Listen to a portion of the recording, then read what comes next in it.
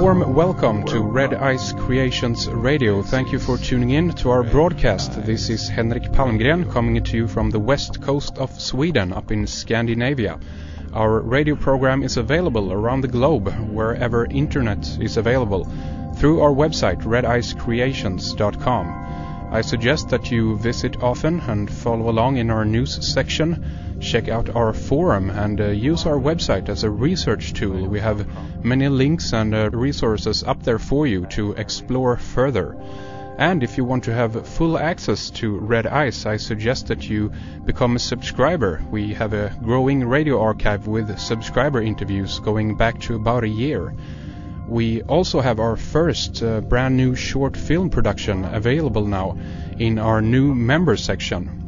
It's called Longevity and the Grail, and it explores the subject of life extension technologies, some of the people and companies that are involved in the fields of DNA research, cloning, gerontology from an esoteric perspective.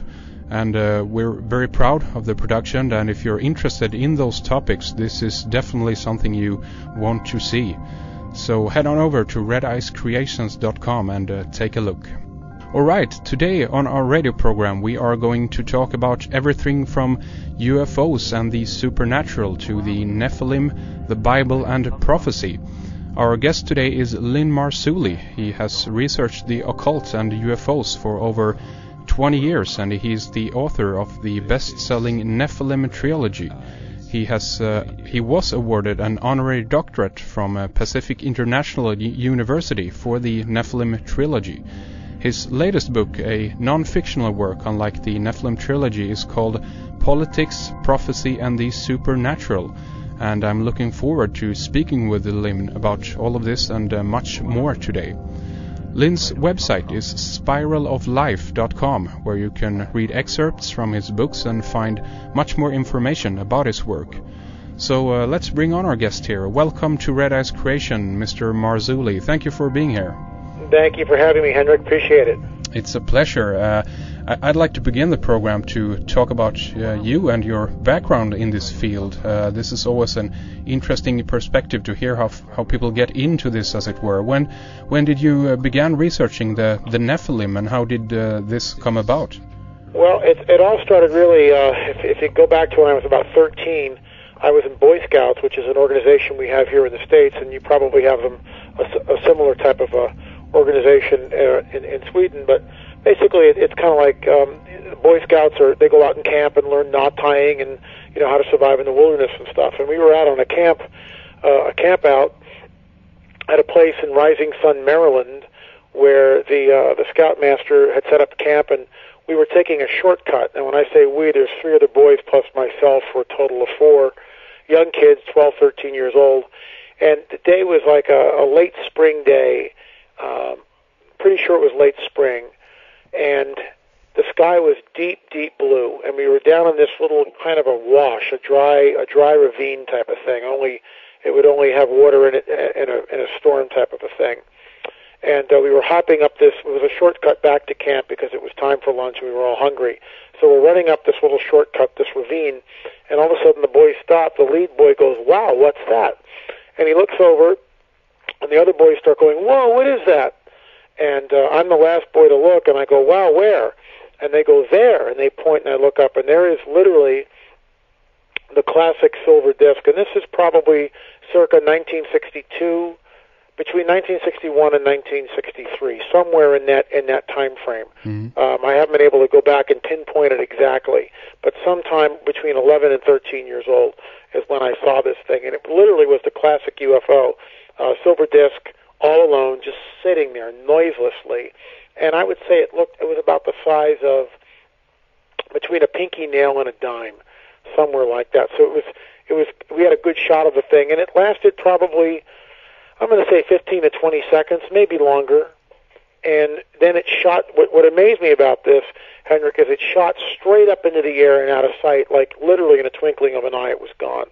I write about this whole experience in the book Nephilim, which is, of course, a fictional work, but I take that experience and weave it into the story the first book of the trilogy, Nephilim, and it's you can read it there. It's more verbatim, more fleshed out than what I'm saying now. But bottom line is, we ran back to camp, screaming and yelling. We saw a UFO, and we were immediately the brunt of cruel jokes and lots of ridicule from all the skeptics. And by the evening, the other three boys had completely recanted their story and would not talk about it, said we didn't see anything, and I was just flabbergasted at this. It was really my first lesson in herd mentality, how when people will deny what they see if they're ridiculed to go, along with the herd. And of course, we see exactly this apparently from witnesses at the Roswell crash. I'm jumping way ahead of myself here, but into the Roswell crash, where witnesses were threatened and ridiculed and told that they were crazy and all sorts of things. And we see it even later on after Roswell, the same type of tactic being used by the United States government more recently, and specifically with the Phoenix Lights. For those of you in the audience who don't know about them, there was this huge manifestation. This thing was just a huge craft and flew over the city of Phoenix and was literally seen by thousands of people. Witnessed this thing. Many eyewitnesses, obviously, and it was noiseless. It was huge. The craft was just huge. And later on, the governor of Arizona came on with a press conference, and this is what they did. This is just typical, and it just shows you that these guys are told what to do. And I'll tell you the reason for that in a second. But getting back to the press conference, the governor had someone dressed up as a gray alien running around the stage. Yeah. They all yucked it up and just poked fun at this thing and laughed and these people are crazy, blah blah blah. Well, now fast forward, this is back in the 90s. Fast forward to several months ago on Larry King, which is a show we have over here. You probably have it on cable over there. Yeah. And on the show, which is really interesting, they had George Norrie, they had Jesse Marcel Jr. For those of you who don't know, Norrie heads up Coast to Coast AM, which is the second largest show listened to by anyone in the States, and it's, of course, worldwide on the Internet. Jesse Marcel Jr. is the son of Jesse Marcel Sr., who allegedly, and I believe this man, handled the UFO wreckage at Roswell crash in 1947. So he was on the panel. Stanton Friedman, of course, was there, and Mr. Friedman has written numerous books and appeared all over the place, and is sort of the if I dare give him this title, but sort of the godfather of ufology in a way, highly respected by all, and a wonderful man who really does due diligence when it comes to research. And lo and behold, in the second segment, guess who shows up but the governor of Arizona, who held this goofy press conference. And what does this man do?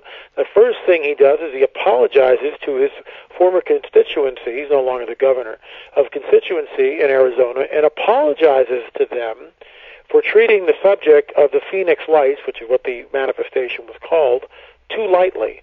And then he proceeds to tell national television, in front of an audience of, probably 500,000 people tuning in, that he, in fact, was in Phoenix and also witnessed the craft. And here's the kicker. And what I saw, I'm basically quoting almost verbatim, what I saw was not of this world. So you see that there's a real disparity, a real flip-flop in the man's point of view.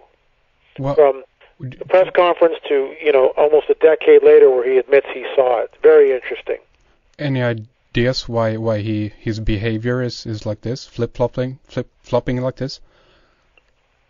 Well, I think he changed his behavior because he's no longer a governor and doesn't have to sort of kowtow to the political elite in this country, which is trying to desperately keep all this under wraps.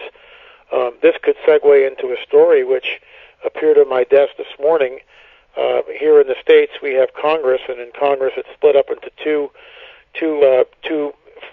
governing bodies. One is called the House of Representatives, the other one is called the Senate. And this was, I believe, at the House. And basically this man is reading this bill. It's called Homeland Terrorism Preparedness Bill.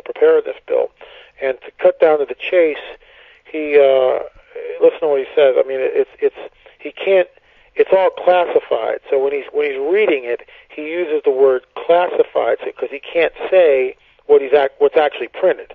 So, for instance, he'll go, "This funding shall commence in conjunction with the first attack on classified or the first large-scale outbreak of classified, depending upon which comes first. You can actually go see this on YouTube, by the way. Mm-hmm. Air Force units may also be directed to combat said classified due to their enormous size and otherworldly strengths. Gee, I wonder what they're talking about. Should casualties exceed classified, body disposal actions shall be holden and associated resources shall be relocated to classified, underground, classified, protected birthing centers. A new Bill of Rights shall be drafted and approved by classified. What he's talking about, in my opinion, is a large-scale war from extraterrestrials. That's what he's looking at. That's what this bill's about. I can't prove that, but, fill in the blanks. In fact, in one part, he says, should event occur in urban areas, and then he kind of goes, Jesus, that's classified. Far surpassing our darkest nightmare. Wow. So, and this, of course, goes into what my book is about, Politics, Prophecy, and the Supernatural. Mm-hmm. I believe that the revealing of the so-called extraterrestrial is going to be tied in with a war that has been prophesied 2,500 years ago and found in ancient texts, also in the Dead Sea Scrolls, but specifically coming from a book called Ezekiel 38, the book of Ezekiel, chapter 38 and 39, where it discusses this confederacy of nations which goes up against a land of unwalled villages. And what your listeners need to understand is in the ancient world, 2,500 years ago, there was no such thing. It didn't exist. A land of unwalled villages was simply unheard of. The first thing you did if you wanted to survive was build the highest, thickest, strongest walls you possibly could and reinforce those, possibly with a moat and all sorts of other defenses. So when the roving hordes of Genghis Khan or whoever, or the Assyrians or the Babylonians were attacking you, you at least had a fighting chance to save your people. Because once they got in the walls, of course, we all know that they would rape and pillage and kill the men, take the women, and take all your goods. So, that's how warfare was fought. So the fact that this prophecy speaks of, and it tells us, it says in the latter days, that actually the prophecy pinpoints is very specific, unlike some things of Nostradamus and other so-called prophets, which are very vague at best. This tells us specifically the time frame. It tells us that the nation of Israel would be regathered from the four corners of the earth, reestablished in their ancient homeland, which, of course, we actually see happening in Ezekiel 37 and 1948. Israel became a nation, which is completely unheard of in all of world history. Exactly. So that part of the prophecy is fulfilled. And then 39 is coming up against a land of unwalled villages in the latter days in the end times. So I think when that prophecy is fulfilled, this will touch and trigger the supernatural manifestation of these UFOs, which I believe will be global and will happen simultaneously. There we go, yeah. This reminds me, when you talk about this report here, very recently Paul Hellyer, the Canadian defense minister, went out. I saw that on YouTube. You did, yeah, exactly. Again, we have fascinating. Very fascinating. Talking about even setting up a kind of defense base, probably on the moon, and that this has been discussed within the Bush administration. What's your thought on this? Well, not everyone is walking, lockstep. France has come out and talked and released some of their UFO files.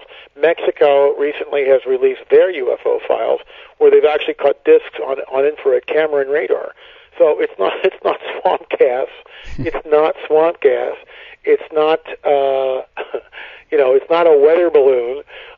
But the deal is this, and just think about this, Henrik, and I hope your listeners really travel in this for a second.